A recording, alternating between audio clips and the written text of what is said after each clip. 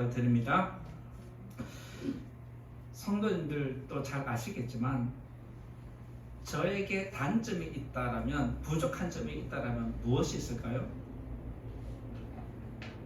갑자기 여러 생각들이 떠오르시죠?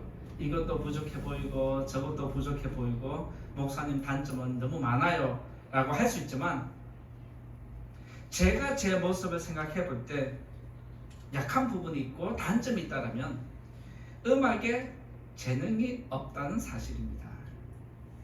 다 인정하시죠? 네, 웃는 거 보니까 인정하는 것 같습니다.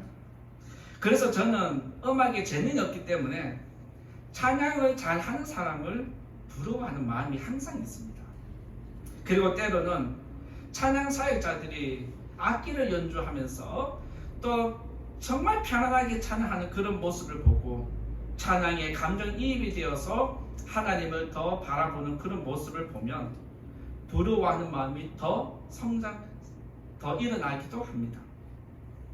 그렇다라고 해서 찬양을 잘하는 사람이나 찬양을 앞에서 이끌어가는 사역자를 제가 질투하거나 내게 찬양의 은사를 주지 않은 하나님을 원망한 것은 절대로 아닙니다. 때로는 찬양으로 우리 성도님들의 마음을 위로하고 싶은데 제 찬양의 목소리 때문에 위로하지 못하는 그 안타까움이 저에게는 항상 있어서 이게 나의 한계인가라는 생각을 스스로 하면서 때로는 여러분들에게 미안한 마음을 가지고 있습니다. 제가 찬양에 은사가 없는 것은 사실이지만 찬양이 얼마나 소중한지, 찬양의 소중함과 찬양의 가치를 모르는 것은 아닙니다. 찬양의 소중함을 알기 때문에, 그 가치를 알기 때문에 찬양 사역자를 부러워하고 여러분들에게 안타까운 마음을 가지고 있는 것입니다. 하나님은 이사야 선지자를 통해서 나는 찬송을 원한다라고 말씀하셨습니다. 그리고 하나님은 나의 영광을 다른 자에게 주지 않겠다라고 말씀하시면서 덧붙이는 말씀이 찬송을 위해서 내 백성을 창조했다라는 말씀까지 하셨습니다. 즉 저와 여러분들은 하나님의 영광을 찬양하기 위해서 창조된 존재라는 것을 하나님이 가르쳐 주셨습니다. 그래서 하나님은 나의 창조를 위해서, 나의 찬양을 위해서 창조한 자가 세상에 깊이 가거나 우상을 섬기는 데 가 있는 것을 매우 싫어한다라는 말씀을 하셨습니다. 이처럼 하나님은 찬양하는 것을 매우 기뻐하십니다. 그리고 하나님이 찬양하는 것을 얼마나 기뻐하는지 오늘 말씀에는 이렇게 정의를 내리는데, 찬송은 제사라고까지 표현을 하셨습니다. 찬송은 뭐다? 제사입니다. 기도와 제사가 연결되는 것처럼 찬송도 제사와 같이 연결이 되고 뗄 수 없는 하나입니다.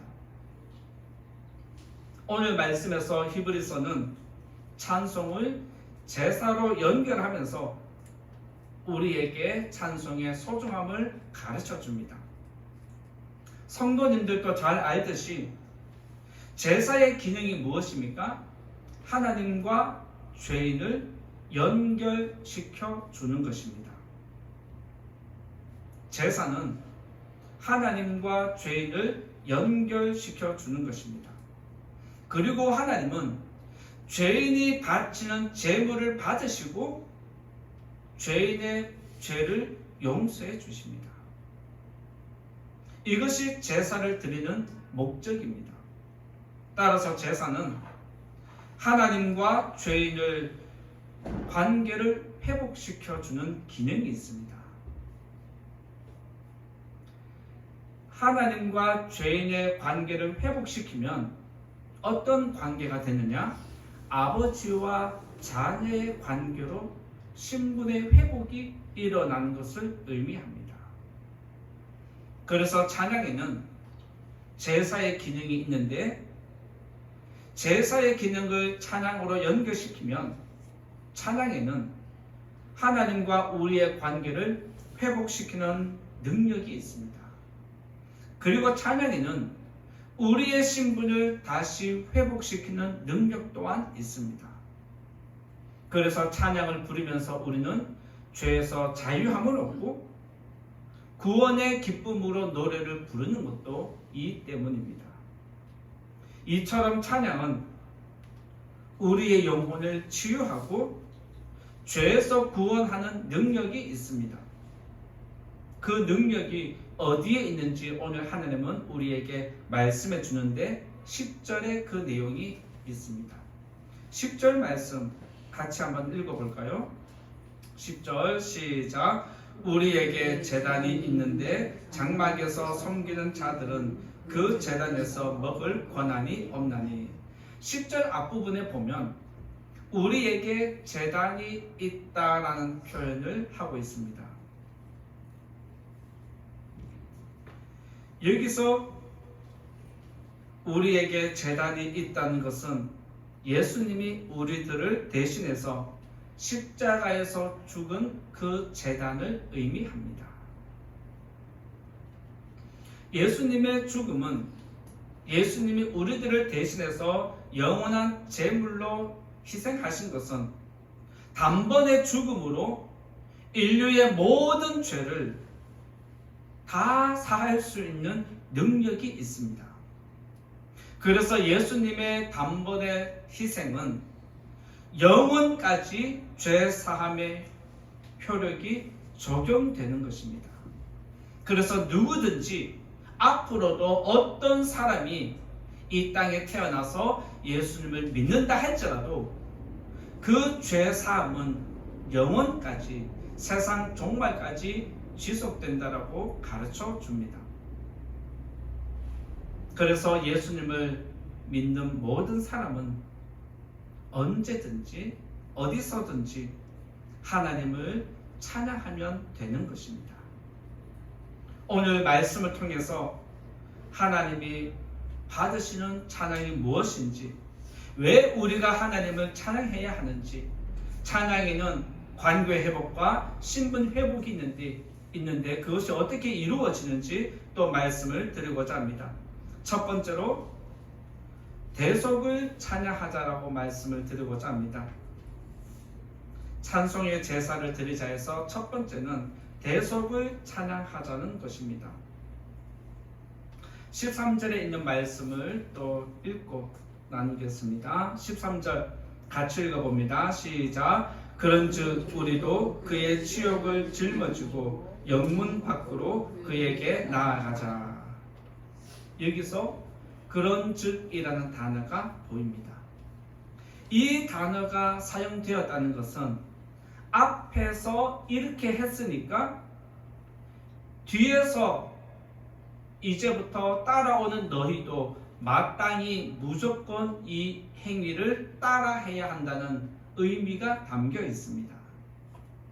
그래서 그런즉이라는 이 단어 하나가 앞의 문장과 뒤의 문장을 하나로 묶어주는 역할을 합니다. 여기서 그런즉이라는 단어가 수식하는 단어는 12절에 있습니다. 12절에 어떤 내용을 우리에게 알려주면서 그런즉이라고 하는지 같이 또 한번 읽어보겠습니다. 12절 시작. 그러므로 예수도 자기 피로서 백성을 거룩하게 하려고 성문 밖에서 고난을 받으셨느니라. 여기서 그런즉이라는 단어는 예수님이 자기 피로서 거룩하게 하려고 십자가에서 죽으셨기 때문에 그런즉 너희도 이렇게 해라. 그런즉 이렇게 하는 것이 마땅하다는 것입니다.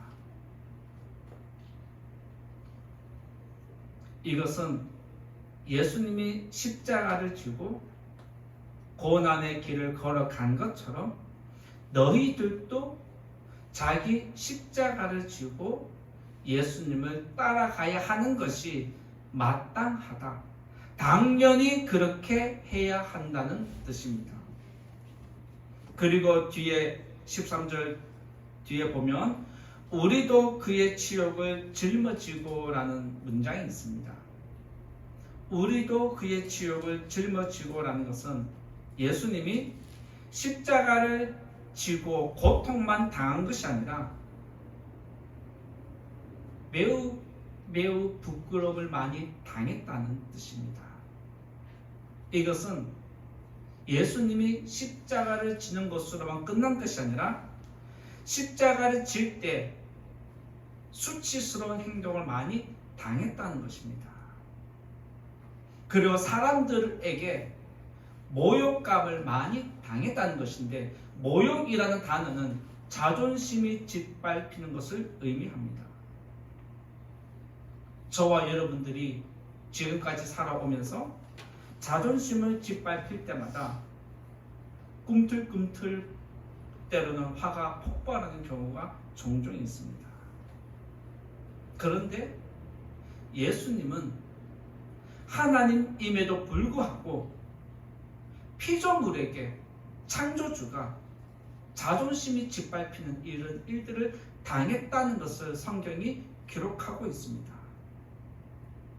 그러니까 예수님이 이런 자존심도 짓밟히고 자존심도 무시당하면서 이렇게 수치를 당했음에도 불구하고 그 십자가의 길을 걸어가는데, 너희들도 당연히 자존심이 밟히더라도, 자존심이 무너지더라도 믿음을 지키면서 이 길을 가야 하는 게 마땅하지 않느냐?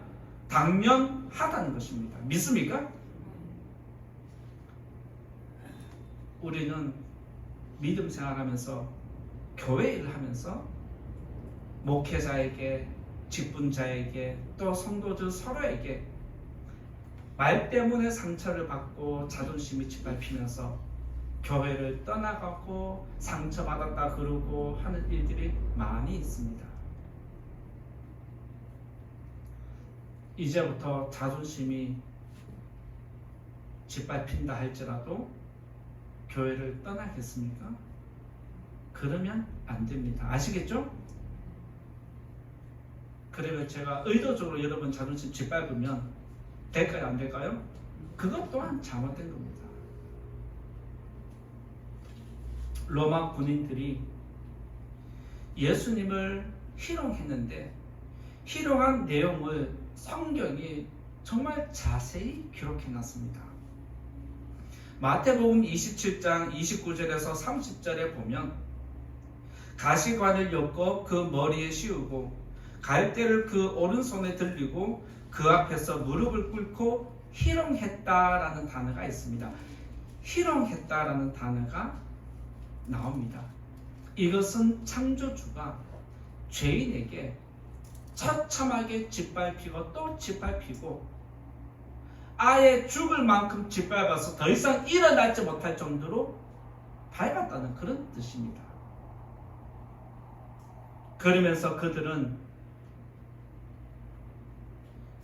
유대인의 왕이여 평안할지어다 라고 하면서 30절에 보면 그에게 침 뱉고라고 했습니다.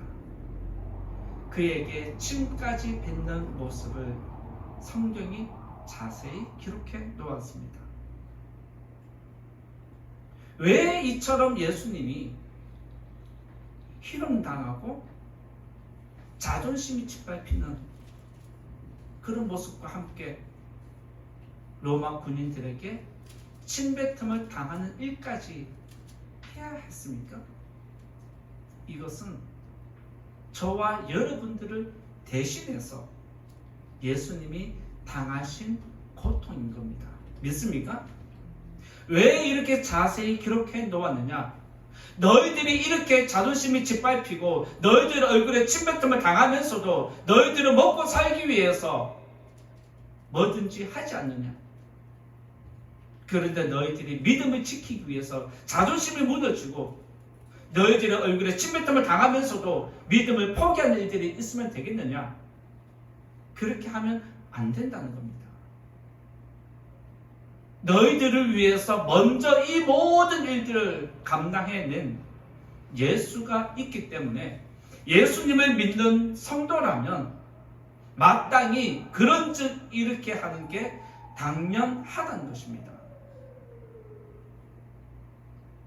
이 자리에 계신 성도님들, 여러분의 믿음 지키는 거 늘 말씀드리지만 쉽지 않습니다. 믿음 지키는 거 쉽지 않은 것은 세상 유혹이 그만큼 강력해졌기 때문이기도 하고, 우리가 세상에 많이 부딪히다 보니까 우리의 믿음이 약해지기도 하는 것입니다.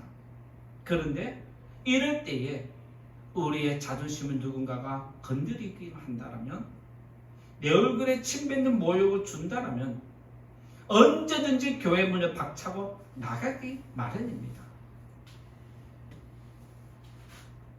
이렇게 저렇게 이중 삼중으로 믿음 생활을 지키기 어려운 이때입니다. 앞으로도 여러분 믿음 생활하는 이 길이 십자가의 길이고, 모욕을 당하고 희롱당하는 일이 있고, 여러분의 자존심 짓밟히는 일들이 일어나고, 여러분의 얼굴을 빨갛게 만들 수 있는 부끄러운 일들이 일어날 수 있음에도 불구하고, 우리가 믿음을 지켜야 하는 것은 결국에는 이 길이 우리가 가야 할 길이고 우리가 사는 길이기 때문입니다. 믿으시기 바랍니다. 그리고 오늘 13절에서 끝부분에 보면 이렇게 기록합니다. 영문 밖으로 그에게 나아가자라고 가르쳐 줍니다. 여기서 영문 밖으로 나가자는 것은 예수님의 십자가가 세워진 곳은 예루살렘 성 안이 아니라 성 밖에 있었기 때문입니다.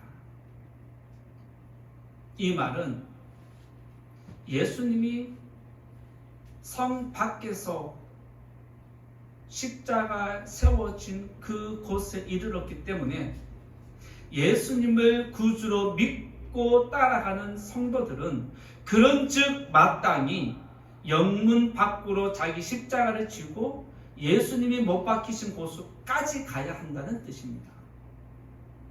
우리들은 믿음 생활하면서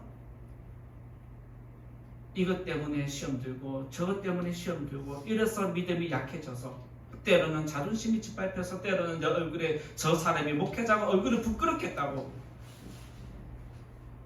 십자가를 지고 가다가 언제든지 포기하고 던져놓고 도망가 버리기를 원합니다. 그런데 하나님은 오늘 우리에게 자기 십자가를 졌으면 어디까지 따라가야 하냐? 영문 밖에까지, 십자가가 세워진 그곳까지 따라가는 것이 성도가 마땅히 해야 하고 당연히 그렇게 해야 한다는 것을 가르쳐 주는 것입니다. 그래서 예수님은 우리에게 이렇게 말씀해 주셨습니다. 요한복음 12장 26절에 보면 예수님이 이런 말씀을 하셨습니다. 사람이 나를 섬기려면 나를 따르라. 나 있는 곳에 나를 섬기는 자도 거기 있으리니 사람이 나를 섬기면 내 아버지께서 그를 귀히 여기시리라.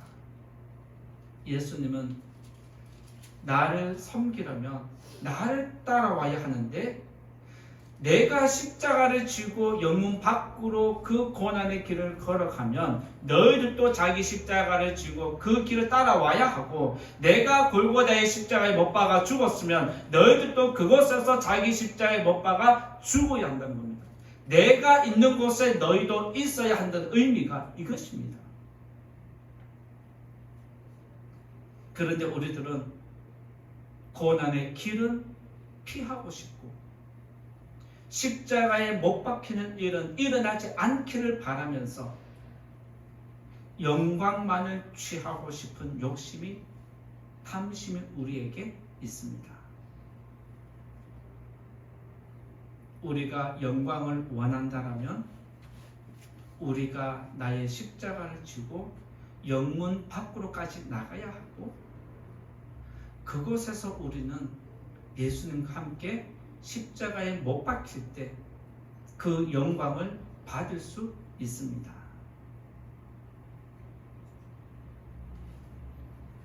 누가복음을 기록한 누가는 복음서에서 예수님이 십자가를 지고 갈 때 그를 따르는 사람이 누구인지, 그와 함께 예수님을 따라가는 무리가 얼마나 많았는지 자세히 기록해 놓았습니다. 왜 그것을 기록해 놓았을까요? 우리도 이들처럼 내 십자가를 지고 예수님을 따라가야 한다는 의미를 가르쳐 주는 것입니다. 우리가 예수님을 따라가서 십자가 아래에서 예수님을 찬양해야 하는 것은 우리의 구원은 어디서 시작되었느냐? 십자가에서 시작이 되었고, 우리의 구원은 어디서 완성이 되었느냐? 십자가에서 완성되었기 때문입니다. 따라서 우리들은 하나님을 찬양하고 예수님을 찬양할 때 반드시 무조건 찬양해야 할 것은 십자가의 대속을 찬양해야 합니다. 또한 우리의 찬양은 십자가를 벗어나면 안 되는 것입니다. 여러분들이 지금까지 믿음 생활하면서 찬송가를 그렇게 많이 불렀지 않습니까?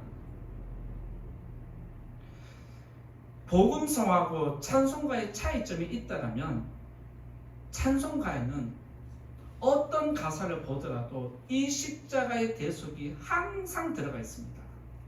그래서 여러분들이 앞으로 찬송가를 부르실 때 찬송가의 가사를 1절이든 2절이든 3절이든 4절이든 그 가사를 잘 살펴보면 항상 십자가의 대속이 녹아져 있고 강조하는 찬양이 얼마나 많이 있는지 발견하게 될 것입니다.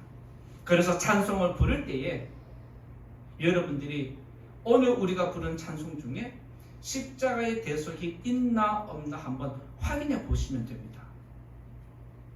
찬송가를 하나하나 살펴보셔도 십자가 대속이 항상 녹아져 있고 드러나고 있고 강조하는 찬양이 찬송가에 실려 있습니다. 그래서 우리가 늘 주일 예배 때마다 찬송가를 선택해서 부르는 것도 예수님의 대속이 있기 때문입니다.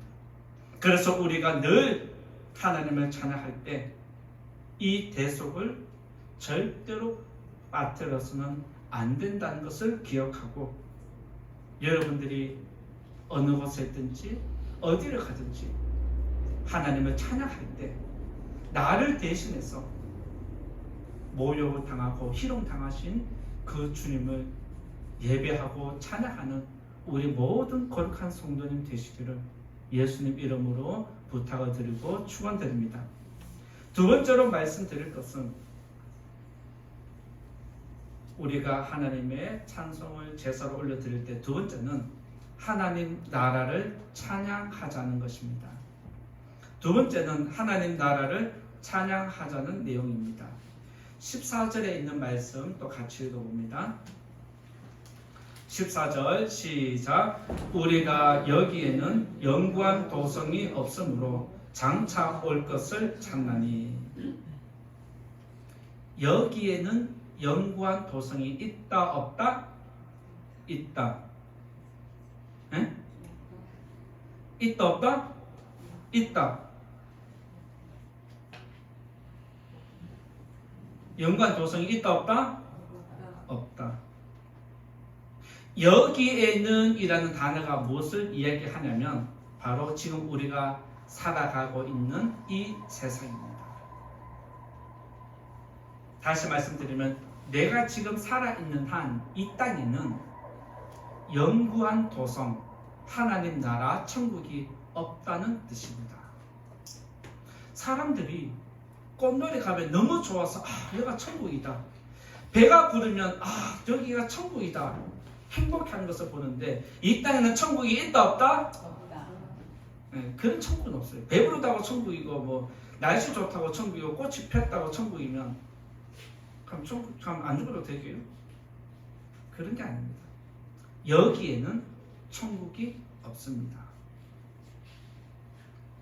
이 말은 우리가 살아가는 이 세상에는 일시적인 것은 있어도 일시적인 만족과 아름다움은 있을지 몰라도 영원한 아름다움과 영원한 만족은 없다는 뜻입니다. 여기에 있는 모든 것은 우리가 잠깐 즐기다가 놓아야 합니다. 잠깐 있다가 다른 곳으로 이사 가야 합니다. 그래서 하나님은 우리들에게 너희들은 광야를 지나가는 사람일 뿐이다, 나그네일 뿐이다 라고 정확하게 말씀하셨습니다. 따라서 하나님 나라를 바라보면서 이 세상을 살아가는 성도는 여기에 마음을 두지 않는다는 것입니다. 히브리서 11장을 보면 여러분들이 잘 아실 텐데 히브리서 11장은 믿음장이라고 그렇게 알려져 있습니다. 그 11장의 내용들을 쭉 보면 많은 믿음의 선조들을 기록하고 있습니다. 그런데 그들은 한결같이 무엇을 이야기하냐면 보이지 않는 것을 보는 것처럼 살아갔다라고 기록을 하면서 그들의 믿음이 얼마나 위대한지 세워주고 있습니다. 보이지 않는데 보이는 것처럼 살아간 것이 믿음의 사람이었습니다. 이 말은 그들은 장차 올 것을 현실에 적용하면서 살았다는 뜻입니다. 오늘 우리가 읽은 14절에서 장차 올 것을 찾는다라고 그렇게 끝부분에 기록을 해 놓았는데 바로 믿음의 사람은 장차 올 것을 찾으면서 살아가는 사람이 성도입니다. 믿습니까? 장차 올 것을 찾으면서 보이지 않지만 보이는 것처럼 믿고 이 세상을 살아가는 사람이 예수님을 따라가는 사람이라는 겁니다. 그런데 그렇게 장차 올 것을 기다리면서 기도하면서 살았음에도 불구하고 아브라함 때나 이삭 때나 야곱 때나 그의 후손 누구 어떤 때라도 하나님 나라는 이 땅에 임하지 않았습니다. 이쯤 되면 포기할 만도 하지 않습니까? 아브라함도 기다렸고 이삭도 기다렸고 야곱도 기다렸고 12지파도 기다렸고 수많은 사람들이 계속해서 기다리다가 지쳐서 죽어 없어졌는데도 불구하고 아직까지도 그 나라 장차 올 것을 기다리는 사람이 있다는 것입니다. 그것이 저와 여러분의 믿음입니다. 믿습니까? 우리가 바라는 믿음은 지금 이 땅에 있는 것이 아니라 장차 와야 할 것을 믿는 믿음입니다. 그래서 하나님은 자기 죽음을 앞두고도 기다렸음에도 불구하고 오지 않을 때 실망하거나 좌절하지 않고 포기하지 않았기 때문에 하나님은 그들의 믿음을 인정하면서 히브리서 11장 한 장을 할애해서 그들의 믿음을 세워주는 것이 그들에게 주어진 복입니다. 그러면서 히브리서 11장 13절에 보면 이 사람들은 다 믿음을 따라 죽었다라고 기록을 하고 있습니다.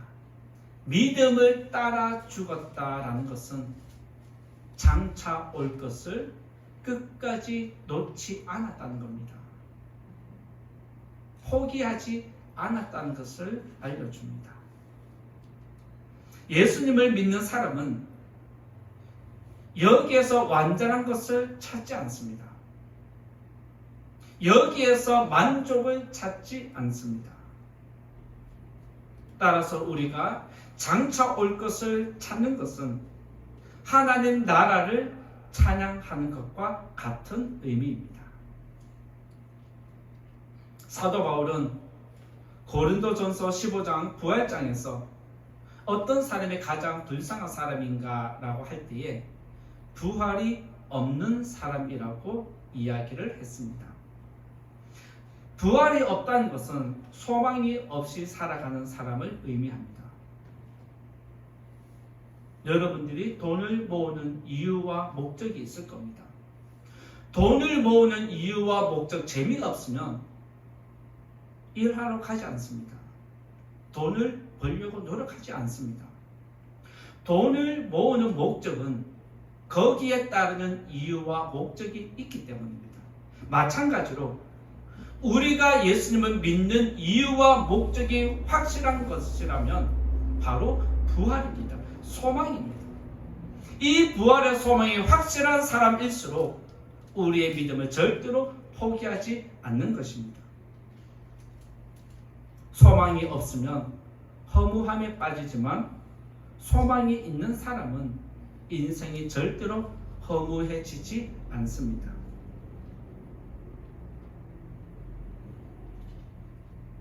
소망을 가진 성도는 하나님 나라를 꿈꾸는 사람입니다.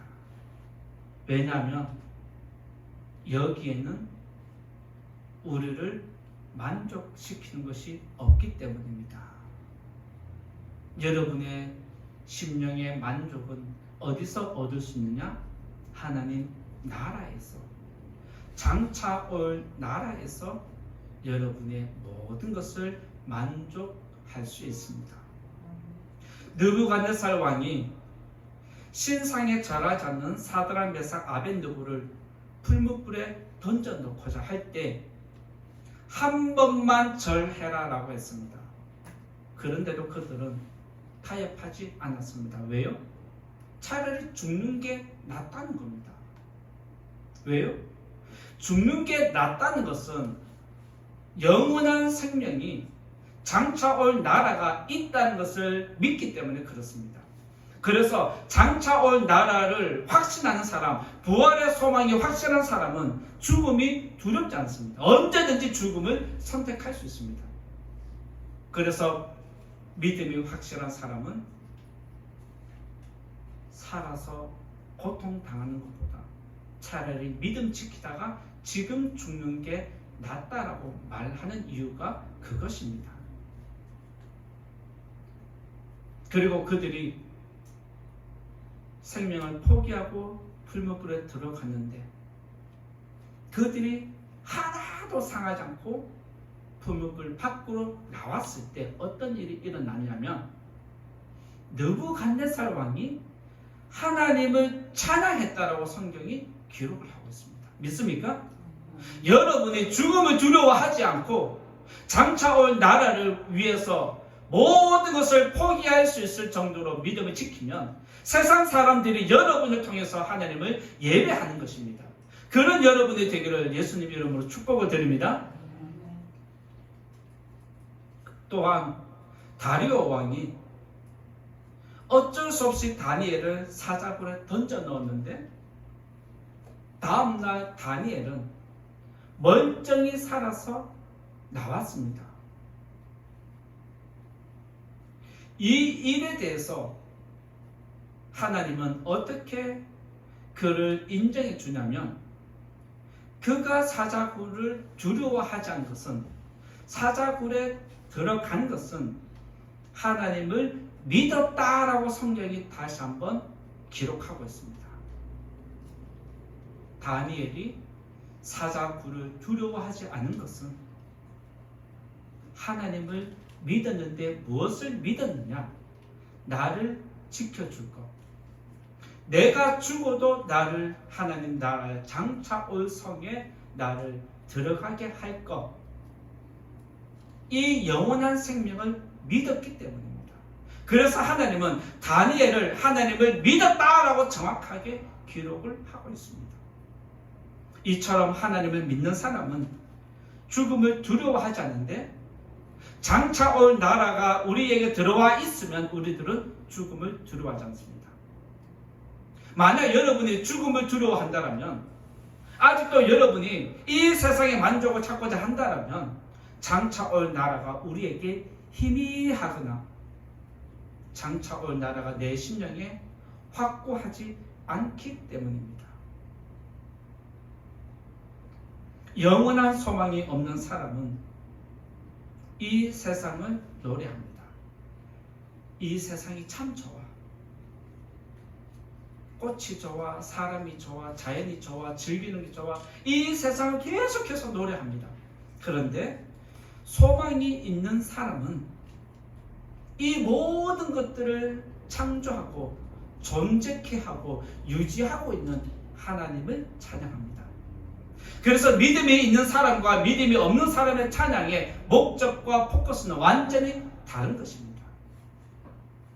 여러분이 세상 사람들에게나 누구에게 너무 이쁘다 좋다 막 하는데 거기에 하나님이 없으면 여러분의 믿음을 다시 점검해야 합니다. 이 세상 것들을 만족하고 소개하는데 끝내지 마시고 이제는 그 너머에 있는 하나님의 영광을 찬양하고 드러내는 성도님 되시기를 예수님 이름으로 축원드립니다. 우리가 예수님을 찬양해야 하는 이유, 앞에서 말씀을 드렸습니다. 우리가 예수님을 찬양하는 이유는 나를 대신해서 십자가에서 죽었기 때문입니다. 그런데 이것은 궁극적인 목적이 아닙니다. 우리가 예수님을 찬양해야 하는 궁극적인 이유는 우리에게 영원한 생명을, 부활의 소망을 주셨기 때문입니다. 우리에게 하나님 나라가 있기 때문에 우리가 하나님을 찬양하는 것입니다. 우리에게 영원한 생명을 주시려고 십자가에서 죽으시고 또 우리들을 영원한 하나님 나라에, 장차올 나라에 우리들을 데려가기 위해서 희생하시고 그 나라를 지금 지키고 있는 하나님을 찬양하는 저와 여러분 되시기를 예수님 이름으로 부탁을 드립니다. 세 번째로 말씀드리고자 하는 것은 예수로 말미암아 찬양하자는 것입니다.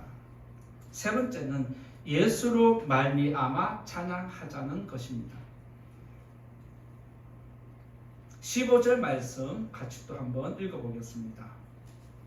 15절 말씀 읽어봅니다. 시작. 그러므로 우리는 예수로 말미암아 항상 찬송의 제사를 하나님께 드리자. 이는 그 이름을 증언하는 입술의 열매니라. 앞에서 말씀드린 것처럼 우리가 십자가 대속을 찬양하고 하나님 나라를 바라보고 찬양하는 것은 예수님 때문, 예수님 덕분입니다. 믿으시기 바랍니다. 우리는 예수님을 통하지 않으면 누구도 하나님을 만날 수 없습니다. 찬송이 제사라고 했고 예수님이 죽으신 그 십자가가 제단이라고 표현한 것은 우리가 찬양할 때 예수님이 있기 때문에 우리의 찬양이 제사가 되고 우리의 찬양이 하나님께 드려지는 것입니다. 우리는 예수님을 믿는 척하면서 찬양할 수 있습니다. 우리는 거룩한 척하면서 기도할 수 있습니다. 우리는 하나님을 위하는 척, 교회를 위하는 척하면서 교회를 열심히 섬길 수도 있습니다. 그러나 안타깝게도 있는 척하면서 드리는 찬양과 기도와 헌신은 하나님이 받아주지 않습니다. 왜냐하면 그 안에 예수로 말미암아 예수님을 믿음으로 하는 것이 없기 때문에 그렇습니다. 앞에서 십자가에서 구원이 시작됐고 십자가에서 구원이 끝난다라고 완성된다라고 말씀드린 것처럼 우리의 믿음 생활은 예수로 시작하고 우리의 믿음은 예수로 끝나야 합니다. 세상 사람은 우리를 보고 저 사람 믿음이 있다 없다 판단하고 말을 하는데 그 기준이 뭐냐면 여러분들이 교회 열심히 매주 가면 저 사람 믿음 있네라고 해석을 합니다. 그리고 저 사람이 믿음이 여러분들이 교회를 듬성듬성 뜨문뜨문 가면 저 사람 나이롱 신자야. 저 사람 믿음이 없다라고 그렇게 이야기를 합니다. 그래서 세상 사람은 우리가 교회 가면 믿음이 있고 교회 안 가면 믿음이 없다라고 해석을 합니다. 그런데 우리 공동체 안에 있는 성도들은 서로를 향해서 믿음이 있다 없다 말하는 근거와 기준이 뭐냐면 저 사람이 예수로 말미암아 하는지 예수로 말미암아 안 하는지 저 사람에게 예수님이 있는지 없는지를 보고 믿음이 있다 없다 판단하는 것입니다. 따라서 우리의 믿음 생활의 모든 것은 어디서 나오느냐? 예수에게서 나옵니다. 우리는 예수님을 떠나서 아무것도 할 수 없습니다라는 고백을 해야 하는 성도입니다. 예수님은 우리들에게 요한복음 15장에서 포도나무 비유를 말씀하시면서 이렇게 가르쳐 주셨습니다. 너희가 나를 떠나서는 아무것도 할 수 없다라고 하셨습니다. 물고기가 물을 떠나면 살 수 없고 갓난 아이가 부모를 떠나면 살 수 없고 성도가 예수를 떠나면 아무것도 할 수 없고 예수를 떠나면 살 수 없다는 것입니다. 오늘 우리가 이 자리에 나와서 하나님을 예배할 수 있는 것도 예수로 말미암아 가능한 것입니다. 우리가 오늘 이 시간에 예수의 이름으로 예배할 때 하나님은 우리의 예배를 받아 주십니다. 그래서 우리가 예수님을 통하지 않으면 하나님께 갈 수 없는 것처럼 하나님도 예수를 통하지 않으면 모든 것을 어떤 것도 받아주지 않습니다. 하나님도 예수를 통하는 것만 받아주십니다. 우리들은 예수를 통해서만 하나님께 갈 수 있고 만날 수 있습니다. 따라서 우리가 예수의 이름을 힘입어서 오늘 또 예배하고 찬양해야 하는 것입니다. 예수로 말미암아 드려지는 기도와 찬양과 우리의 모든 생각과 몸짓은 제사가 됩니다. 믿습니까? 예수님은 요한복음 14장에서 나로 말미암지 않고는 아버지께로 올 자가 없다라고 가르쳐 주셨습니다. 아무리 아름다운 목소리로 찬양해도 아무리 거룩한 말로 기도를 해도 예수님이 없으면 우리의 예배는 우리의 섬김은 공중에서 사라집니다. 우리의 찬양과 기도가 공중 권세를 잡고 있는 사탄에 의해서 사라지지 않으려면 예수님의 이름으로 기도해야 하고 예수로 말미암아 찬양해야 하고 예수로 말미암아 모든 것이 드려져야 합니다. 우리가 예수로 말미암아 모든 것을 드릴 때에 성령께서 우리의 모든 것을 지키시고 그대로 하나님 앞에 올려드리는 것입니다. 우리가 세상에서 더 이상 죄를 짓지 않고 더러운 곳에서 우리 영혼이 더 이상 얽히지 않는 것은 성령께서 우리들을 지금도 지키고 있기 때문입니다. 또한 우리가 하나님을 예배할 수 있는 것도 예수님 덕분인 줄 믿으시기 바랍니다. 우리를 거룩한 백성으로 이 자리에 불러주시고 예수로 말미암아 하나님을 찬양하고 하나님 나라를 찬양하는 저와 여러분 될 수 있기를 예수님 이름으로 부탁을 드립니다. 이제 결론의 말씀 드리고자 합니다. 찬양에는 거룩한 능력이 있습니다. 찬양은 하나님 은혜를 깨닫도록 할 뿐 아니라 때로는 우리가 의심이 일어나고 원망이 일어나고 불평불만에 잠긴 우리 영혼을 찬양을 통해서 치유하고 회복시키는 능력이 찬양 속에 담겨 있습니다. 그래서 찬양은 은혜를 받은 사람이 마땅히 해야 하는 것이지만 우리의 심령이 메말라 갈 때도 하나님을 찬양해야 합니다.